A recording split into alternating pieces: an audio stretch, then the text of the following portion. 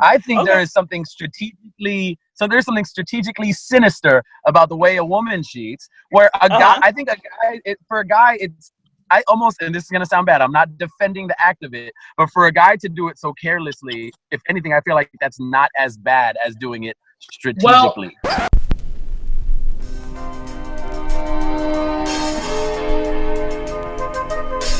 The truth is something people fear more than anything in the world.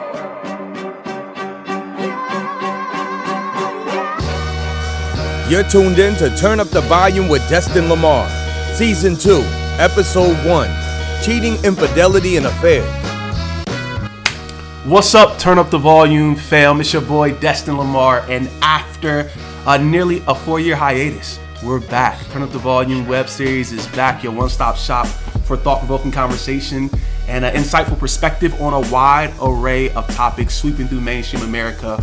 It's been a long break. It's been a while, and I would be remiss if I did not show thanks and appreciation for all of the supporters and followers who show their love and their encouragement and their positive energy and their positive vibrations, all of which got me and the creative team cooking. And we got something special for you guys for season 2, love, sex, and relationships. We're going to pull back the curtain on all of those hard and taboo topics that are easily discussed in our friendship circles.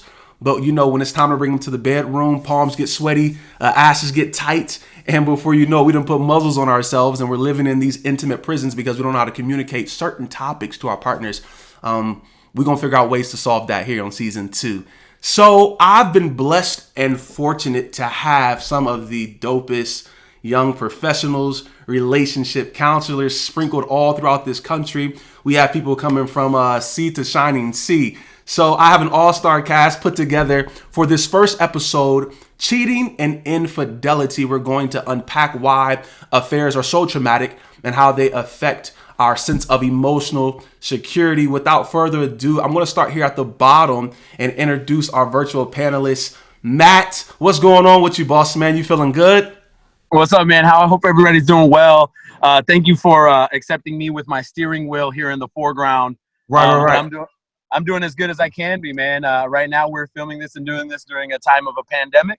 So I appreciate artists. I appreciate creators. I appreciate people having these conversations because there's no reason we need to stop feeling connected as a people. You know what I mean? So thank you for bringing me on, if you can, tell us why you're in your car right now. Where you located right now, man? You was in the hustle what's going on? That's hilarious. Yeah. So I live in New York City, and although we are in our social distancing isolation phase, I also work in the entertainment industry, and work did not stop.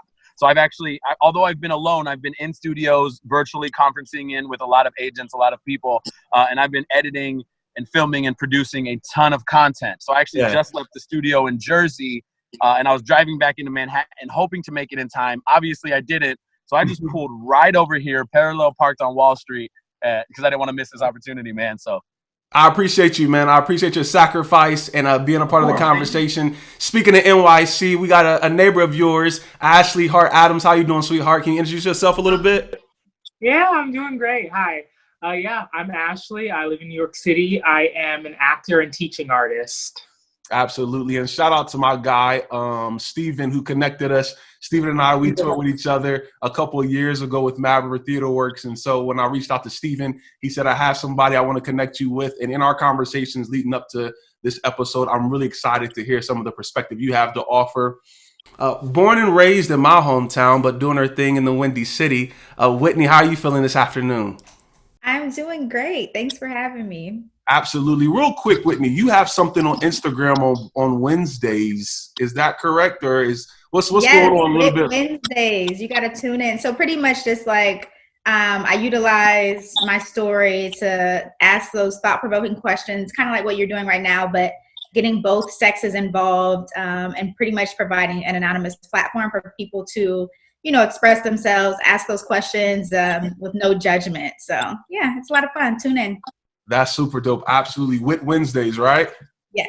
All right, cool beans. And last but not least, I have to say a special thank you to this young lady, because in the formative stages of season 2, Love, Sex, and Relationships, I connected with her in the winter of 2018. and she has been such a source of connectivity and wisdom and guidance and all of the above. There's no way I could have pulled this off without you, Deidre. I want to say thank you from the bottom of my heart. How are you doing? Can you tell us a little bit about yourself and your practice and what you do? Awesome. Destin, I want to thank you for even reaching out. I can't imagine how hard this was to bring everybody together. So I definitely appreciate your effort in this. But yes, you did reach out to me, and I was honored. I own a practice in Columbus, Ohio. My specialty is fidelity recovery and high conflict couples. I see power couples, so there's a dynamic there that's really interesting. And I brought on another therapist who's a sex therapist. Work done. So that's our part, and I'm just glad to be here. Well, let's jump right into it, guys. I tell you what, I messed around and started something on Facebook leading up to today's episode. I dropped a hot take debate question every day, and the comments have been completely ablaze. Shout out to everybody who has made their opinions known on those topics. It's definitely created some momentum and some dialogue that I think everybody, is now excited to tune in. I'm going to try as much as possible to replicate that environment here. Just before we get into some of the depths and underneath the surface of some of the topics, I'm going to drop a hot take scenario question for our three panelists. And then I'm going to have Miss Deidre sit out on this one, because you're probably going to have to bring us all in and reel us in, because I'm sure these comments are going to be everywhere. But right off the top of your head, if you have 10 to 20 seconds to either give your answer and a little bit of perspective. Look, you guys are nervous already. Whitney's fidgety. Matt is all rubbing on his face. You got Ashley. Listen, okay. So I'm going to drop this. I want you guys to think about it. Matt, I'm going to start with you, boss. I'm going to start with you, big dog. Okay. And think about it. Give me your answer, maybe with a quick explanation. So that means that, ladies, you have a little bit more time to think about it. But we definitely want to try to keep this to fast pace, quick. Let's get out the gates, having a good time. Matt, I want you to tell me, which is worse? Which would you think is worse? Your partner cheating on you with your absolute very best friend? Yikes. Or cheating on you with a family member? Yikes. It's gotta be, honestly, it's gotta be the best friend. It's gotta be the best friend. It's the best friend? Because although my family member and I might share blood, my best friend and I share a lifetime's worth of memories and experiences and brotherhood that what we weren't born and gifted with, we had to develop on our own. So it's almost like if you're gonna vandalize my home, you can either, like, the one I built by my bare hands, or the one that, like, my dad handed me down to me. You know what I mean? The one it's gonna hurt more because I've worked on this relationship with my best friend for years of ins and outs, and nobody said we had to be familial. We chose to be. So to me, that's a little more disrespectful.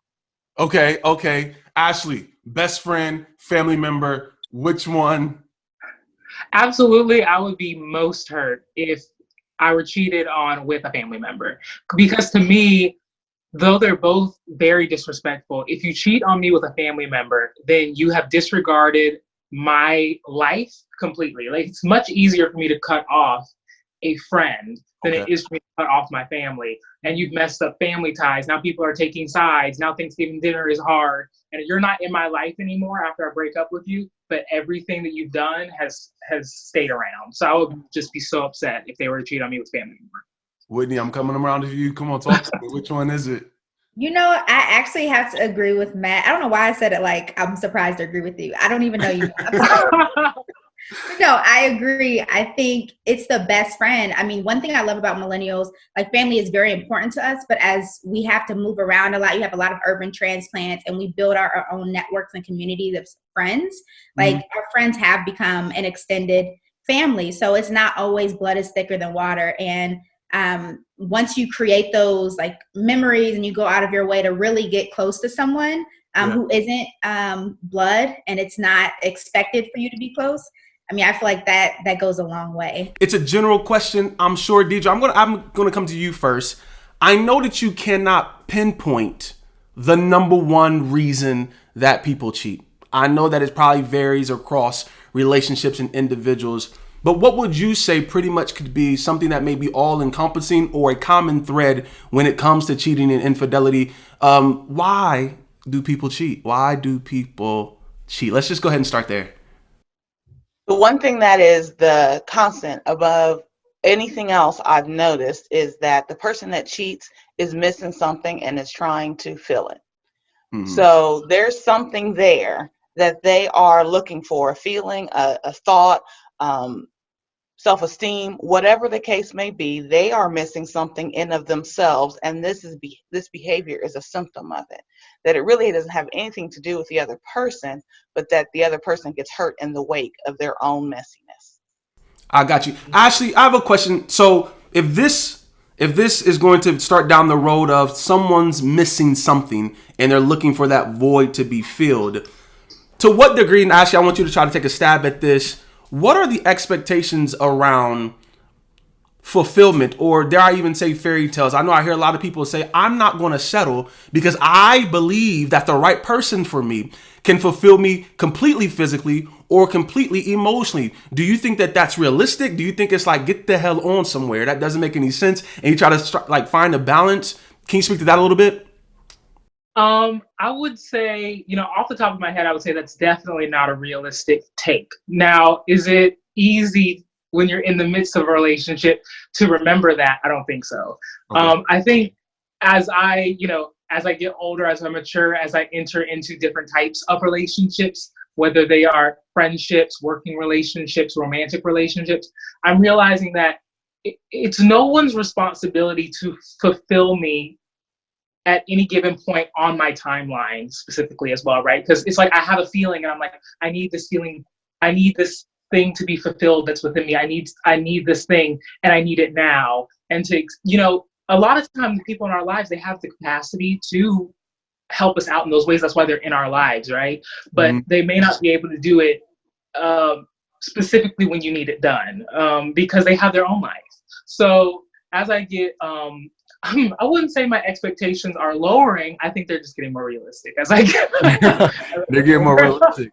Matt, how do you go about, going into a relationship?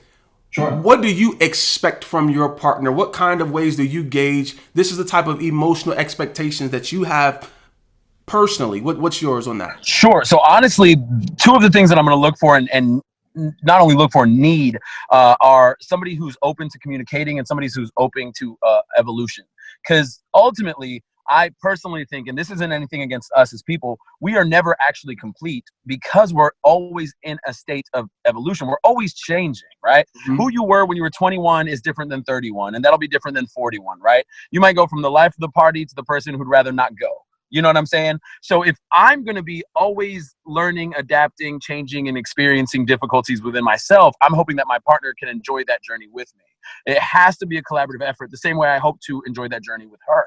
She's going to go through things that might confuse her, might scare her, might challenge her. And it is my duty to be there through that process to lend some sort of support. So what I'm going to look for is a teammate. More or less. The game evolves, things get different. Every play is a different play. I need my partner to be in that mindset with me to understand, today is not yesterday and tomorrow will be different. So are we willing to hurdle together? So somebody flexible, somebody collaborative. Whitney, what constitutes as cheating for you? If somebody were to say, define cheating, what constitutes, what falls underneath cheating? And I think I'm gonna have a follow-up question for you, Whitney, as well, but just go ahead and take a stab at that. Anything that you are perhaps afraid to tell the person that you're with. I feel like cheating can very much exist in an emotional state and physical. Physical, a lot of times, more obvious, like if you cheated or not. Sometimes emotional, I feel like people don't really understand the lines. Like the lines can very much be blurred. It's flirting, cheating. I don't think so. But once you're crossing the point where I'm confiding in another male instead of my significant other, I feel like that's cheating because I'm seeking fulfillment in any sort of way from another person that's not my significant other. I have a question I'm going to come to you, Ms. Deidre, with, but I'm going to ask the panelists a question, and I just want you to give it, there's two options. Try to answer as much as possible without an explanation, okay? Matt, who cheats more, men or women? Yo, men cheat more, man. Men cheat more. Ashley, who cheats more? Men cheat more. Men cheat more. And Whitney, what do you think? I would say the same. Oh, okay. So that's the consensus, is that men cheat more than women. Do you think though, Whitney, I'm gonna come the opposite way around. So Matt, I'll come to you last. When women do cheat, Whitney, do women make better cheaters than men though? Like, women are definitely better cheaters. Wow, that's deep. You hear that, fellas? That's okay. Ashley, do you think that that women are better cheaters, or? I mean, it depends on how you would define better. I mean, I think probably if a woman is cheating, she's well on her way out, more so than a man, probably. Matt, what about you, bro? Yeah, so it's hard to apply a positive adjective to cheating. I think women are better cheaters because I don't think people are blowing up women's spot the same way they're blowing up men's spot. You know what I mean? Okay. There's an army of women ready to expose a male cheater. There is not an army of men ready to just drag a female for stepping outside of the bounds of her relationship. So there's this almost toxic realm of guy code, girl code, blah, blah, blah, blah, blah. So that makes girls better cheaters. They're more protected. Ms. Deidre, what are the trends right now? I know when it comes to cheating, we're talking about what's done in the dark. There's not really probably a way to get an accurate number per se on what the trends are, say for instance a decade ago versus now. But given again some of the constructs, again, whether it's be sexting and virtual affairs are now a thing as technology continues to develop. Have you seen in your practice cheating start to be on the uptick? Has it declined and level off, or is it something since the beginning of time, since there's been partnership, has there been adultery to some degree? So yeah. I'm going to give you, if there's a relationship, there is cheating. I'm going to give you that, because I have not seen up or down. I'll see trends during the year based on when they get caught, but it doesn't really have anything to do with whether or not they're cheating more or less. But what's interesting is the trend that I find is smart devices. They will tell on you in a heartbeat. And that is what I've seen more than anything else. Your iPhone telling on you, the iCloud, your Alexa telling your business, all of those are the ones that I see more now, 3 years ago even. Wow, okay. That makes total sense. During the break of Turn Up the Volume. Have y'all seen it's like a meme where, well, I guess it's not a meme, but it's videos of like cats navigating obstacles, and then the dog comes in and navigates the obstacle. It was like how women cheat versus how men cheat. Let me tell you, right? That's hilarious. Yeah. But it's funny because to me, it's more like guys are more likely the dog that doesn't navigate the obstacle, but they just kind of come barreling through like a bull in a china shop. Right. That's what It's like they don't think about but the hold on. This ain't even a part of the dialogue. Now I got to defend my voice. I think there's a reason for that. I think there is something strategically sinister about the way a woman cheats, where a guy, I think for a guy, I almost, and this is going to sound bad, I'm not defending the act of it, but for a guy to do it so carelessly, if anything, I feel like that's not as bad as doing it strategically. Well, I feel like that goes along with what I said earlier, where I said that I think it's probably, I don't know if it's all, but well on their way out, if they're at a point where they're cheating and deleting everything from their phone. And men sometimes just run into it and they're just not even thinking. They're like in a different state. So, and not to add more to the conversation, this is where I almost low-key disagree with you, because I feel like a woman could cheat and stay in, because she's going to keep her environment clean. She's going to keep it separate from the mess. She's going to be so smart about it because she can stay in the relationship and get away with whatever. I feel like when a guy cheats, he's like, fuck it. If I get caught, I get caught. I think, there's so much carelessness when a guy cheats that I think he's almost less afraid of the consequences. I feel like the reason women are so great at it is because they can just hop right back in bed and kiss them goodnight, knowing damn well they got away. Well, that's what's interesting, because I feel like that's what's most hurtful about it, is that a lot of times me and my girlfriends are like, damn, he was sloppy with it. Like, he wasn't even trying to not embarrass me. Like, my friend caught him, or like his phone went off. He wasn't even trying to hide it. Like, it's just I think trying to cheat is worse than cheating. Being good at cheating is worse than cheating. I think that's the worst part. That's like the difference between a pickup game and an organized, scam scheduled league. No, the It's worst my part premeditation is of it. tries to insult your intelligence about it. Like, what? Boys are just playing catch. Y'all are out here with playbooks and strategies. Y'all got a regular season. I can't do it. You're watching Turn Up the Volume with Destin Lamar. So you talked about these smart devices and how that has gotten many couples in trouble. I'm gonna go to the panelists. Whitney, should people go digging? I've always heard the more you dig for something, you're going to find it. Now, some people believe like, yo, that's bull, like that's BS. You know, if there's some sense of loyalty and allegiance to, I should be able to dig into the depths of the earth and should nothing be there. Some people are like, yo, don't go digging at all into those smart devices that Ms. Deidre were talking about. How do you feel about digging and going into them, into those cell phones and stuff?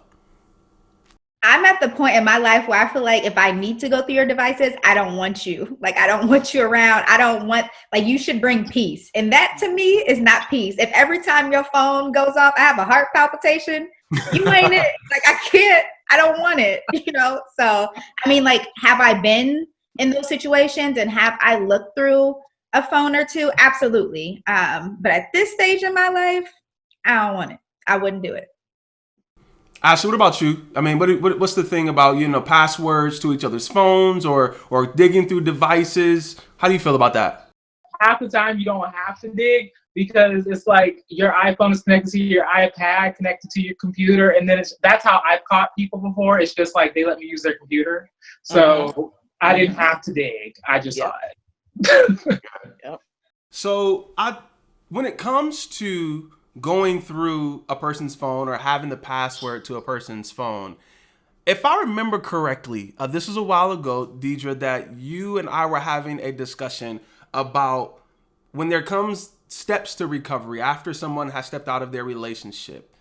I believe that you said that there was a period of time that you believe that a person should have complete and full access to passwords and cell phones. Am I making that up, or is that true? Is that what you believe in, or is that what you tell your couples? Partially. When it comes, you got to give up the game. So if you cheated by texting somebody, then you need to let that be open. And I'm not saying forever. I'm saying for a period of time. What I normally do is we have a agreement, and it's a safety procedure, and we talk about what that safety procedure is. You were cheating because you had a different calendar and you was scheduling your rendezvous with other people, then guess what? You need to hand over a calendar for a little while. And that shows that you aren't back in the hustle the way you were before. So it's really specific to the way and the methods in which you cheated before. And can you give up that game or whatever for a period of time to show, yeah, this is working? But that doesn't mean that you have carte blanche to everything at all times forever either. Yeah, that makes sense. Whitney, do you believe in once a cheater, always a cheater? I think there are many people who believe that, if it's in the fabric of their being, that sooner or later, in some way, shape, or form, that they're going to cheat again. Just what does your intuition, your gut, your heart tells you when someone makes that statement? I don't think I believe once a cheater, always a cheater. I do think it depends on the relationship. I feel like if this person is consistently cheating on you, then there's something about the relationship that they're not valuing. But I can't say that same, I'm going to use guys since we all agree that they cheat more. I won't say. Wow, that's sick, Whitney. Wow, that's real. That's sick right there. I'm going to say, though, that guy, matures, ages, finds someone in, the next 5 years and, marries them, whatever. I'm not saying that he's going to continue to cheat.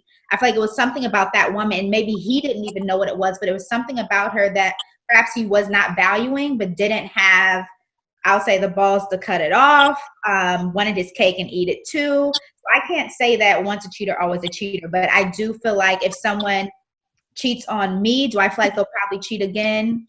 Yes. Like I'd rather start fresh. And I feel like we have to be realistic with ourselves when it comes to even forgiveness and just the situations that you can end up in over revenge and whatever. But Ashley, once a cheater, always a cheater?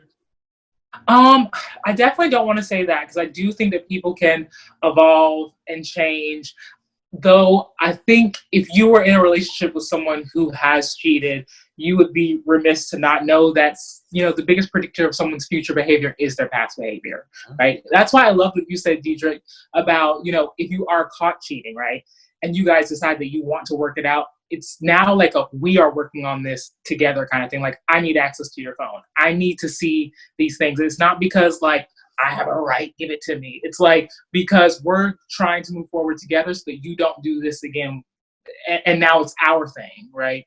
So I think that it just would take effort. Because I do think once you cheat, it probably would be, and if you successfully cheated as well, it would probably be difficult to not do it again. Matt, you're shaking your head. Talk to me, man. What's going on? I'm just listening. Okay, so I don't. First of all, once a cheater, always a cheater. I do not believe in that sentiment. I guess my issue is I don't feel like privacy is a privilege, so I don't feel like it should be taken away because you've cheated. For a hypothetical example, by the way, hypothetical example. If I were to have cheated and I'm being given a second chance at rebuilding the relationship, I don't think that second chance needs to come with these almost like timeout-esque parameters. However, I do think cheating comes from a source of something. So that source is what needs to be targeted and looked at. Like if you're stepping out of the relationship because you feel a lack of, being listened to, being loved, being affectionate, being whatever, then you need to look at that. And that's what needs to be solved so you don't step out looking for that somewhere else, right? Cheating isn't just going to happen simply because. And if cheating happens because the man or the woman is immature or not prepared for a relationship or not prepared for commitment, or maybe just doesn't even grasp the concept of monogamy, like who knows, right? But then that's what needs to be targeted and evaluated. However, let's say I stepped out and cheated, and because of that, my girl's like, okay, we can get back together, but I need your password. Then she's not actually getting back together with me. She's getting back together with almost a probationary version of me. And personally, I'd rather just not be in that relationship at all. I mean, depends on, obviously this is all hypothetical. It depends on how much I love her and how much work I'm willing to put towards it. But it's almost like if we're rebuilding trust, we're rebuilding trust. Let's fix the reason why I cheated, not worry about the tool with which I cheated. And you know what? The more I talk about this, the less I trust myself. Like, I'm starting to feel like people at home are probably like people at home are like, nah, he's done it before. I haven't, but I can only imagine. You get what I'm saying. Hear my heart with all of these answers, please. Mm-hmm.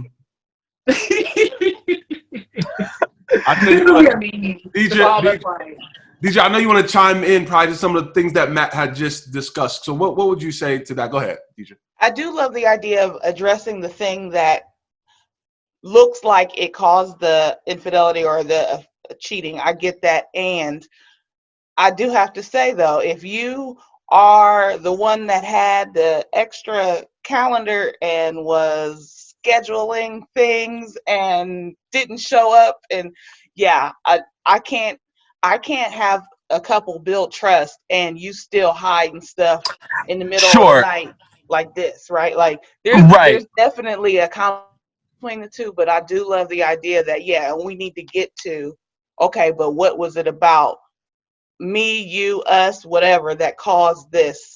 And core too, I love that too. Well, and I think there's a difference between the may I see that versus the give me all access and I'll check in periodically. You know what I mean? There is a difference between like, hey, you know why this kind of rubs me the wrong way? Do you mind if I look at what you're writing or whatever?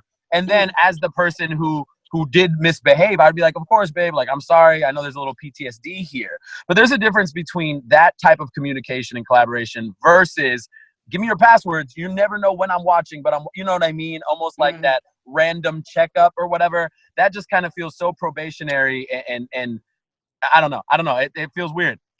I tell you what, Whitney, if I can rewind back just a little bit, Whitney, you had made a statement just a few minutes ago about the once a cheater, always a cheater concept. And you had talked about if it's something that's happening repetitively, maybe that means, that can tell you something about where that relationship is going to go. And I want to go ahead and transition maybe to another hot take question and scenario for all three of our virtual panelists. And Whitney, I'm going to go ahead and start with you on this one.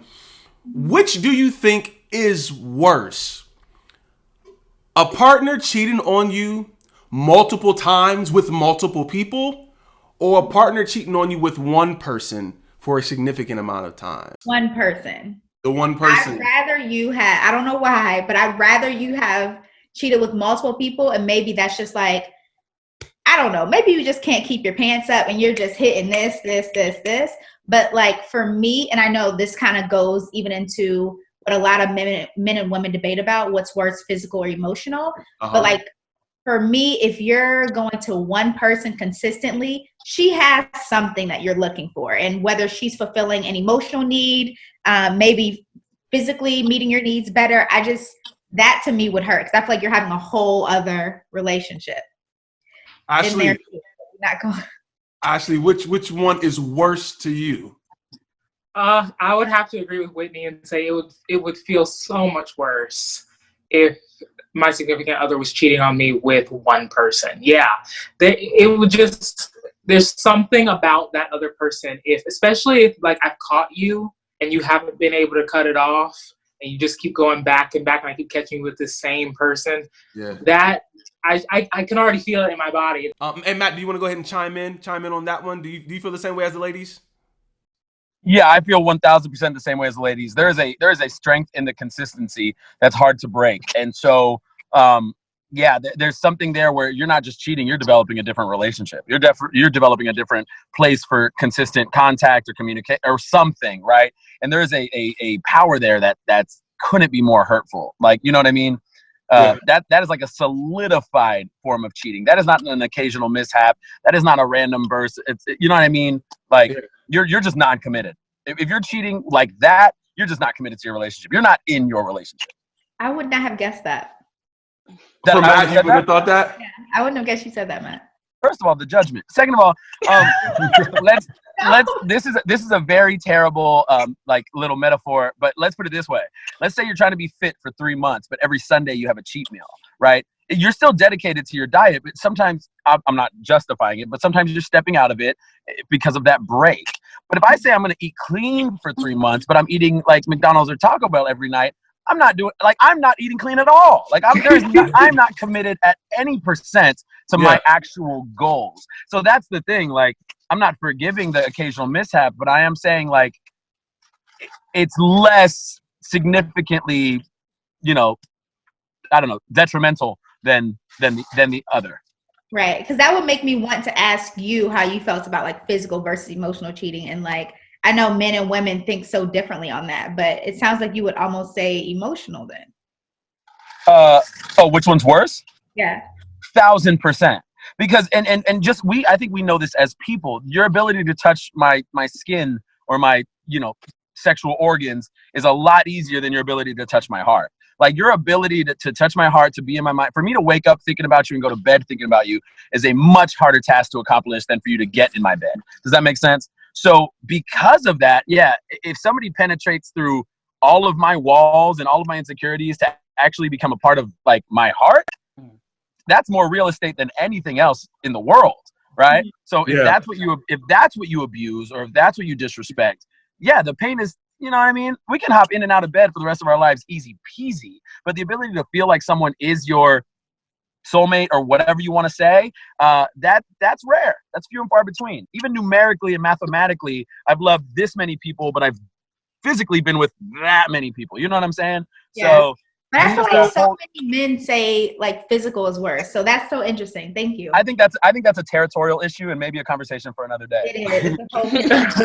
Deidre, you wanted to chime in about 5 minutes ago. I'm sorry I didn't get a chance to. You wanted to introduce a new concept. Go ahead. I wanted to make this messier. So what if the other person that they cheated with, like let's say you're in a heterosexual relationship and your partner is of the opposite sex and then they cheat with the same sex? Does that change any of the three answers? Go ahead, Matt. Matt, go ahead. You got it, bro. This is Matt versus the girls. Ultimately, I don't think gender is an ass. Like, I don't think gender-based cheating matters. I think if you look at cheating, I think it has to be to activate and it has to be the purpose behind it. So regardless, cheating, like I said earlier, comes from a place of feeling dishonored somewhere else in your relationship. Like a man or a woman will find a place they feel honored and loved and cared about and taken care of, whether it's physically or emotionally. So if you're finding that with a person of your same gender, or if you're finding that whatever, you know what I mean? Like, some dudes will have a better relationship with their barber than their girlfriends. You know what I'm saying? Like, ultimately, it doesn't matter who they're quote unquote cheating on you with. It's the fact that they're cheating because they're missing something at home. So yeah, I personally, I would feel equally disrespected. I would feel a lot more surprised if I was like, "You've been cheating," and it's like, "Yeah, with Stacy." Like, wait, what? I'd feel a lot more surprised, but I wouldn't feel even like the dagger wouldn't be deeper by any means. It wouldn't be deeper by any means for you. For me, I can understand how there's a blindsidedness to it that might make it feel like larger than life. But to be honest with you, once we boil down all of the shit that makes us feel like insecure about the whole thing, it's the same act. It's the same pain. You just had a blow to your ego and your pride because your girl cheated on you with a girl. Or, you know what I'm saying? Like that is more so of a prideful issue than it is the dynamics of cheating issue to me. I think what you guys are talking about leads me to another point, another question that I have. We're talking about cheating with multiple people versus particularly cheating with one person for an extended amount of time. I want to transition to a term, addiction, because a lot of people have been in situations where their partner has told them, "I can't help it."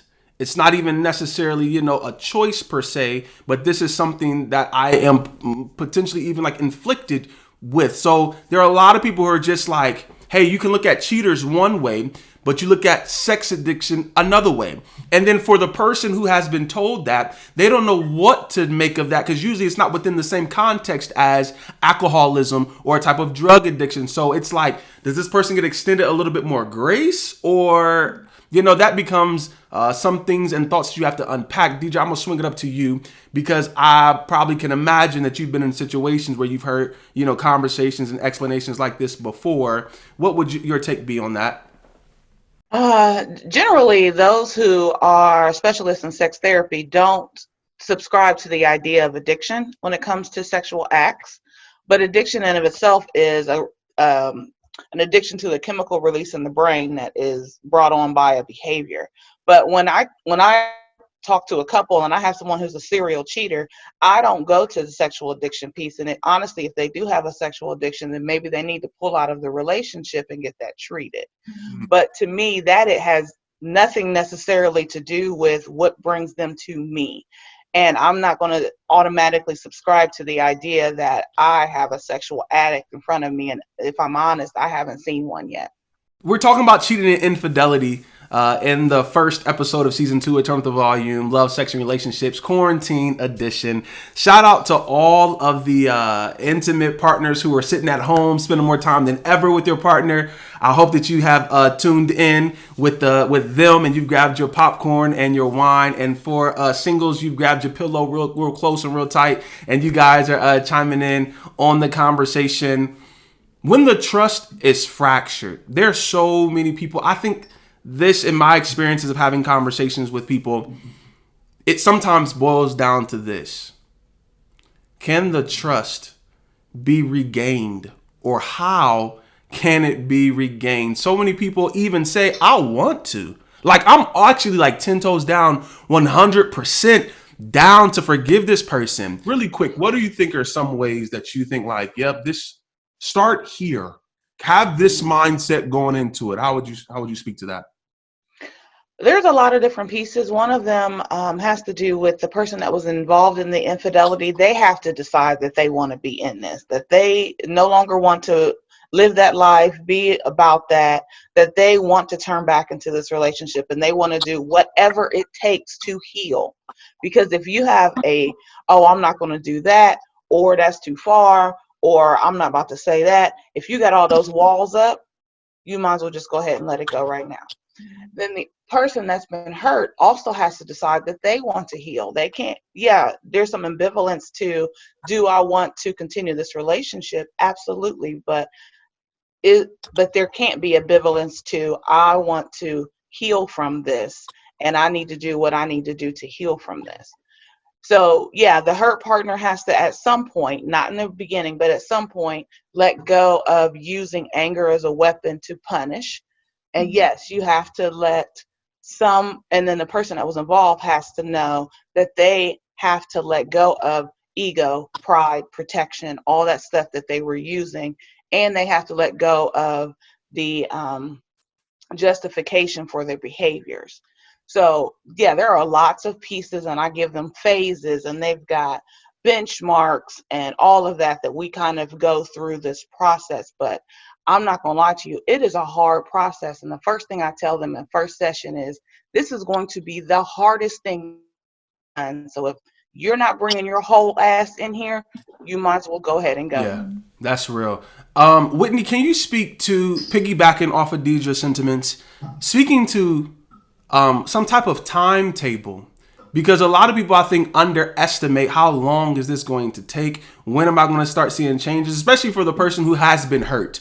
And they're like, I'm going to heal on my own basis, however that has to be. And then you have the other side saying like, well, the more time, the more, you can leave time for other people to maybe come in, or you can do those things. So Whitney, what do you think about like how to approach patients, a timetable, things like that?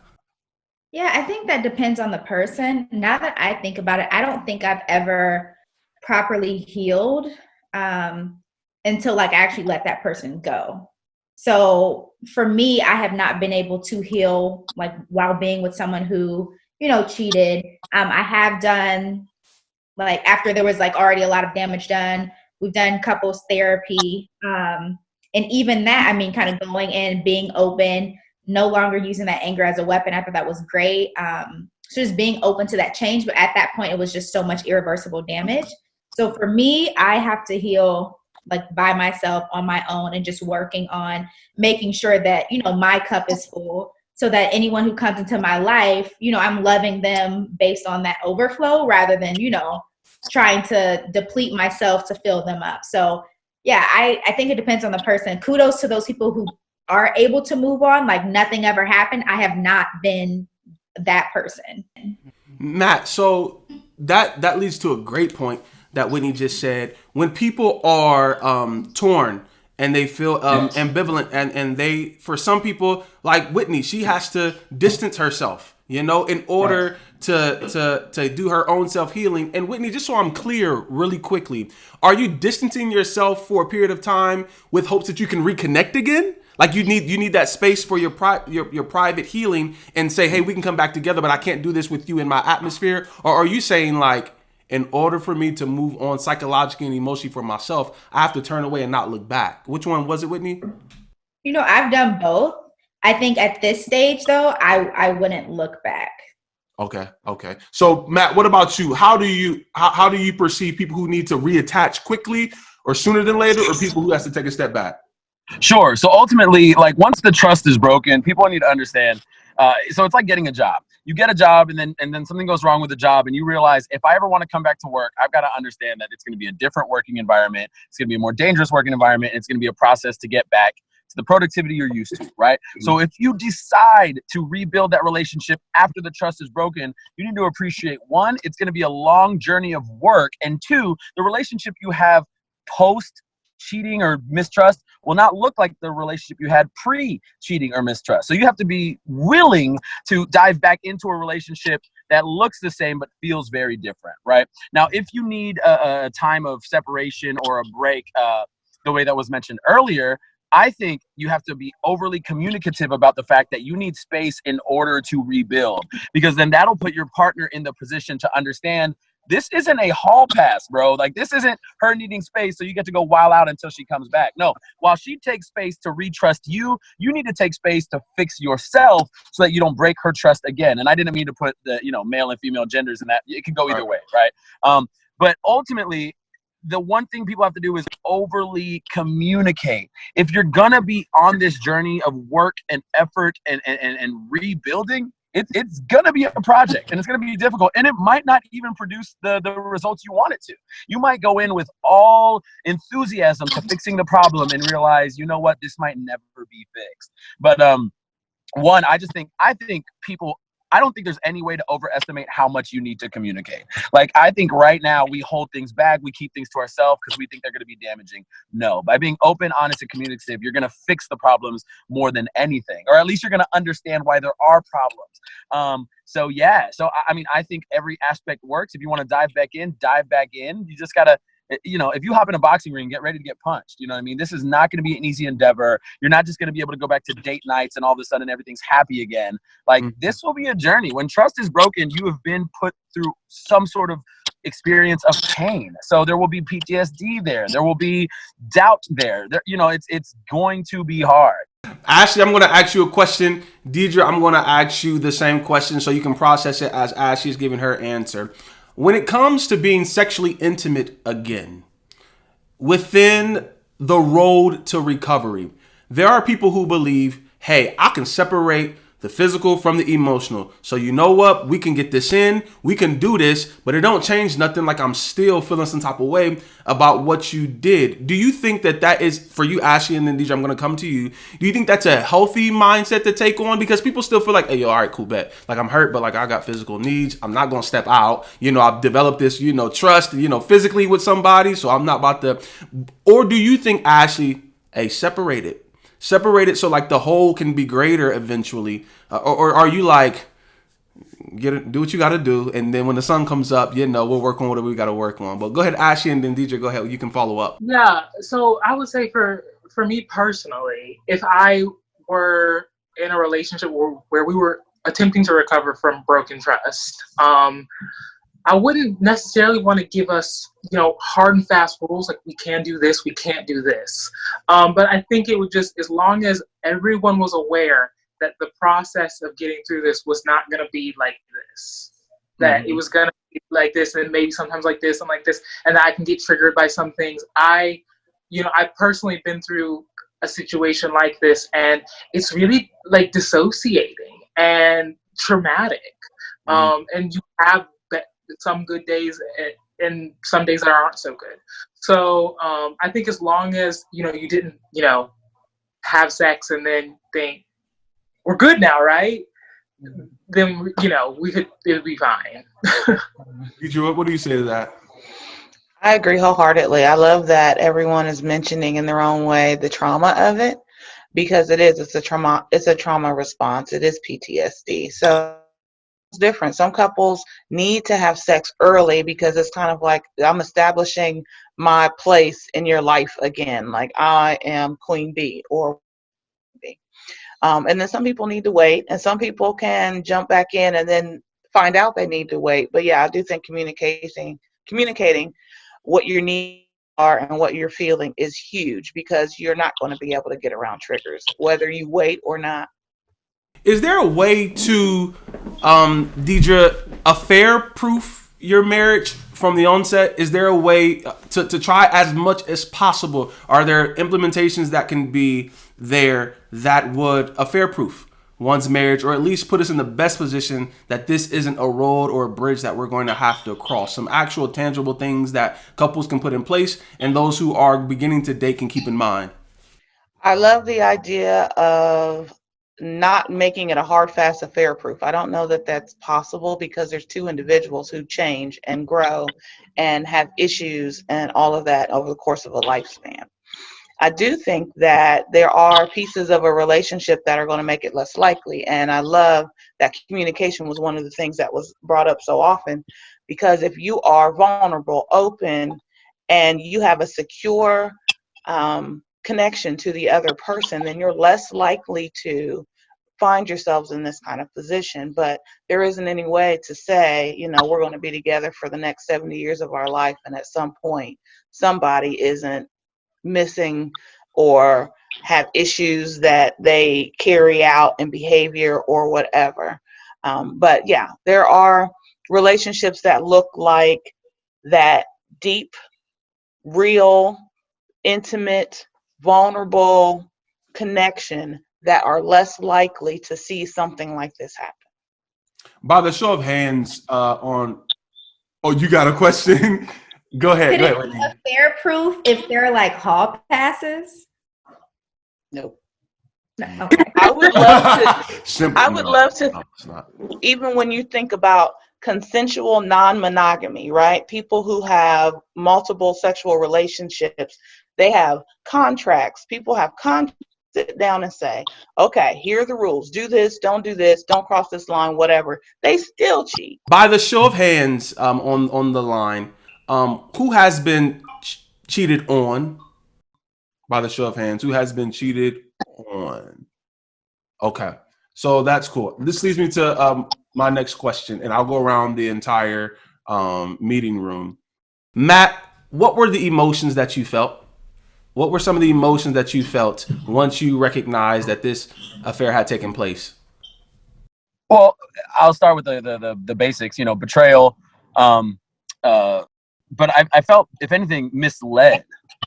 The hardest part when I was cheated on, and to be honest with you, I don't hold a grudge. The hardest part was that you were still pretending to be good with me while you were good. So it wasn't the fact that I got cheated. It's the fact that I got completely misled and bamboozled. You know what I mean? It's almost like it would have been different if we had problems and you cheated, because I don't want to say I would have understood, but I would have been like, okay, like that makes sense. We're going through some shit. You're not getting what you need from me. You're stepping out for a reason. How can I help you? How can I fix this? But when everything seemed so great at home, I was like, what were you missing? Or how hard were you pretending? You know what I mean? And ultimately, I was competing against her past. So the reason I was cheated on was because she had unfinished business somewhere else. So although she had started a new book with me, she wasn't done reading the last book she was in. And I honestly, I can't compete with that, bro. That's an independent journey she had to go through. So, but yeah, it was the inability to realize there was a problem that needed fixing. I would have rather have seen signs of something. You know what I mean? So I felt misled.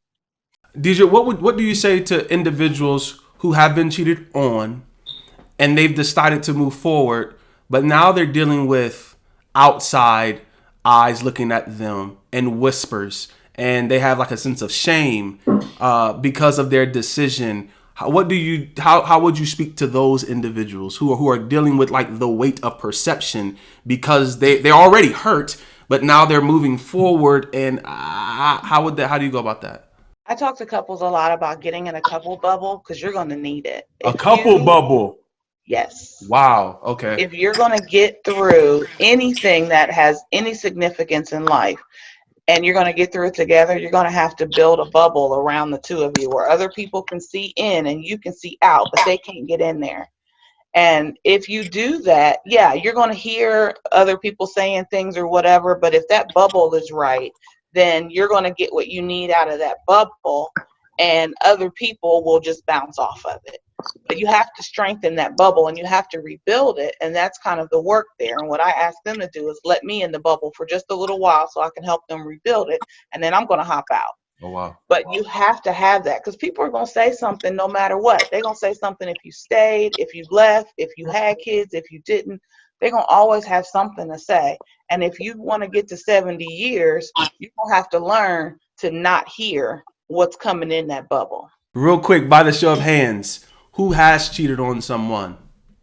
Cut. And we're done right there. And the episode's over just like that. Well, thank you for tuning. No, I'm messing up. But by the show of hands, does anybody feel comfortable to say like if they've cheated also? Okay. All right, cool. Whitney, I'm gonna come to you. Can you talk about yeah, let me ask you this first. Did you come forward or were you confronted? Yeah, so my particular incident, it was like I'm not gonna use the word revenge, but it was like a back at you cheat. And I did fess up immediately. And honestly, for me, it was emotional cheating, but I still felt guilty about it. So I did fess up like as soon as I got home. I got you. Yeah, as soon as you got home. Is Matt shaking his head at me? Whoa. Judgment.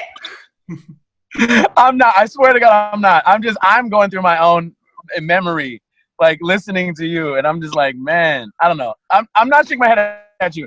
I am in your moment right now, present and absorbing everything you're saying. Yeah, people. I forgot you can see me. I genuinely forgot you can see me.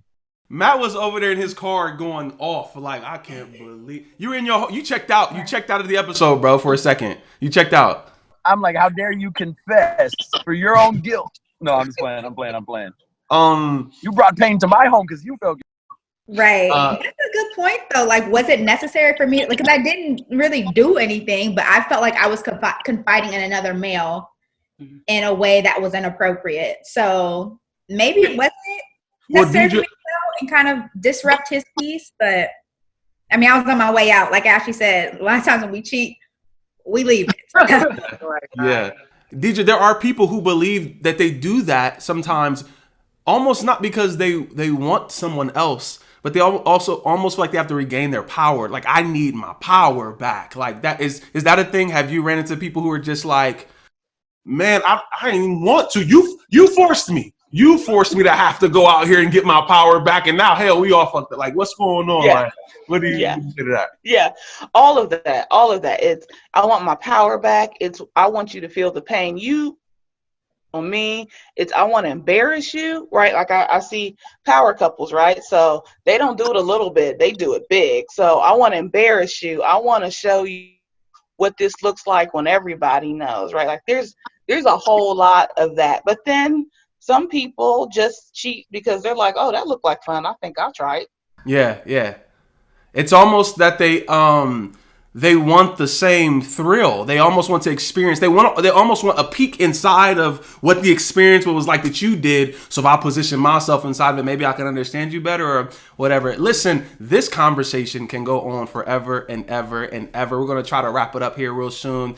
There was one of the questions that I dropped. I'm going to give an opportunity for you guys to answer a very specific question, a hot take debate question that some of the followers of Turn Up the Volume answered in anticipation for this episode. And it was regarding a wedding day. It's a wedding day, so I want you guys to think about this scenario and tell me how would you go about it. And quite honestly, the answers really were diverse in the comment box. So it's interesting to see what you guys are going to say here. It's your wedding day.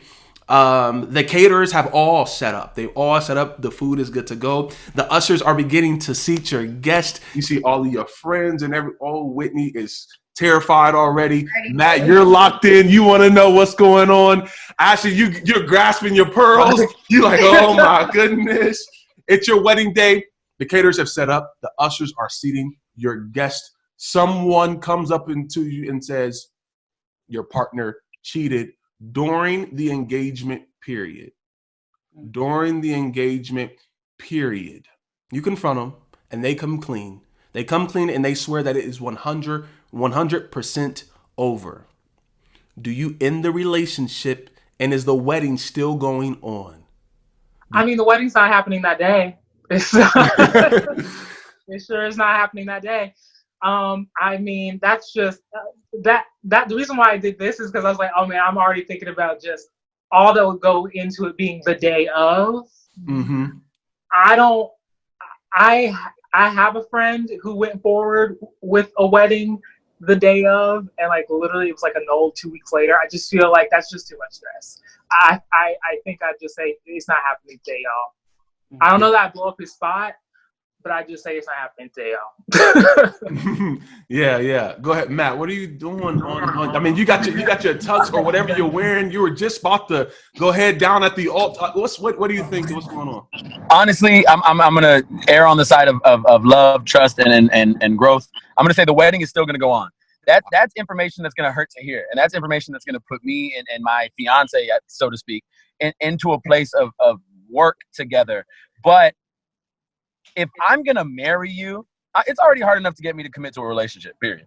So if I'm going to marry you, if I'm going to, till death do us part you, then I would hope that although that news is bad, it's not something that's gonna end the biggest day of our lives. That being said, the friend that told me at that inopportune moment, he might get a punch in the mouth. But just like, listen, I understand, and I do understand, but that, I hate to say this because I don't want to ever be put in this position, and I'm never going to judge anybody who is. But that moment of infidelity, especially if she told me that it's done, it's this, it's that, I do think her and I can get through it. But, you know, it's I'm hoping that my wife and I, if we are ever dealt with that kind of card, that we will know how to overcome it together. I am really hoping that if I do get married, my marriage won't tumble because of a mishap. Now that's me being optimistic. That's me being positive. And the only reason I'm not sweating is because this is a hypothetical question. But you know what I mean? That's all I can say about that. Would you, speaking of your best friend, your guy who told you and you had to go ahead and just like bust his whole shit out, like that guy there, you would have to, yeah. So would you have rather not known altogether? Do you believe something should be taken to the grave? You know what? I don't know if I can, I don't. Uh-oh. So that, no, that is tough, because I do understand that there's an open line of communication two people need to have. However, let's say it's like this, and maybe this isn't the scenario you were painting. Let's say on her bachelorette party, things got wilder than I would have appreciated, but the insignificance of the entire thing couldn't be more just irrelevant and purposeless. I honestly think I could go to the grave being fine not knowing what my wife did at her bachelorette party. Okay. Now, my insecurities don't come from that kind of infidelity. My insecurities would come from, and we talked about this earlier, long-term cheating with one person, or you know what I mean? That's or someone in the past. Right. Well, and that's realistic for me, right? So that would be more of a, because I think that's more of a therapy needing, you know, a marriage counseling needing, kind of like really cerebral version of how do we get past this? How do we ensure it doesn't happen again? What do I need to do as your partner? But, you know, and I would just tell my best friend, like, we're about to kiss. We're about to say I do. We're about to talk to God. We're about to dance. Like, we're about to have a great night. So there is a period of time where maybe I would have preferred that we talked about it the day after, 2 days after. And I just know that my best friend would know that problem isn't gonna, it's not a house of cards. Like, I'm not trying to build a marriage with somebody where like the most subtle tap is gonna make the whole thing crumble. It is going to be a work in progress until we're dead together, but I'm willing to work with my wife forever. And I'll die by that. You know what I mean? So I think to say that I would cancel everything would be to say that I would pull the plug on the relationship because she cheated, and I wouldn't pull the plug on the relationship because she cheated. Wow, that's big. That's real big, boss. Whitney, yeah, you've been rubbing on your hair for a little bit, trying to figure out what your answer's going to be. What are you doing? Are you ripping the dress? We're out of here, or how are you feeling in that moment? Like, I would want to know, I guess, like how long the affair, like who it was with. But I mean, if he said it was 100% done, I trust them. Honestly, I would still get married that day. So the wedding would happen. The wedding night might look a little different because I'm like, don't touch me. We're not there yet. But yeah, I would still go through with it. I think the hard part about that, like, I would definitely be devastated, especially when, like, and I guess this kind of goes into the gender roles aspect, but like if a guy asks me for my hand in marriage, I'm assuming that you know you're ready. And if you're still out here doing that during the engagement period, I'm like, I did not ask you to get on your knee. I did not ask to be here. So the fact that you brought me to this place and you still like messing up, I would definitely be devastated. But if we in the dress, you in the tux, everybody's there, we're just gonna go through with it. Deidre, can you speak from the perspective of you in that situation? I want to hear what your take would be if you were in that situation. I want to humanize you a little bit and put you on the seat of a panelist, but then I also want you to try to put on your hat and say if a couple were to bring this to you. How would you, do you think that y'all should press pause, y'all should press time out, or would you say like how to move forward with that? The person in me, I got married at 20. Okay. So if he had come to me and said that he cheated on me before we walked down that aisle, I'd have shut the whole thing. Shut the whole thing down. I would have made an announcement. Mm-hmm. In your dress. In your dress. In my dress. Oh, in front of everybody. Yeah. Oh, for sure. In this dress. Yeah, I sure would have. I would have blew up the whole spot. Now, This is me 20 years later as a professional. I have heard stories like this, so it's not abnormal. And in that situation, yeah, we got to talk about, well, okay, how deep is this? How long has it been? Is it a relationship, right? Like, there's a lot of other pieces to this. This isn't just okay, you cheated, let's move down the aisle. Because, yeah, unfortunately, I have seen couples who They found out day before, week before they got married. They got married, and guess what? You still cheating. Sure. And I've had people who say, yeah, I found out and we did just fine. So to me, it's not cut and dry. It has to be, okay, we need to have this conversation.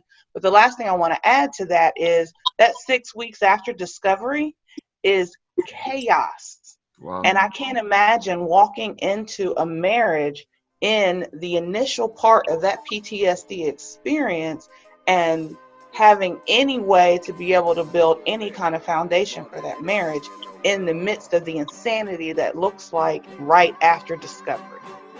I hope that you guys have enjoyed this conversation and that it's been as insightful for me as it is for you guys.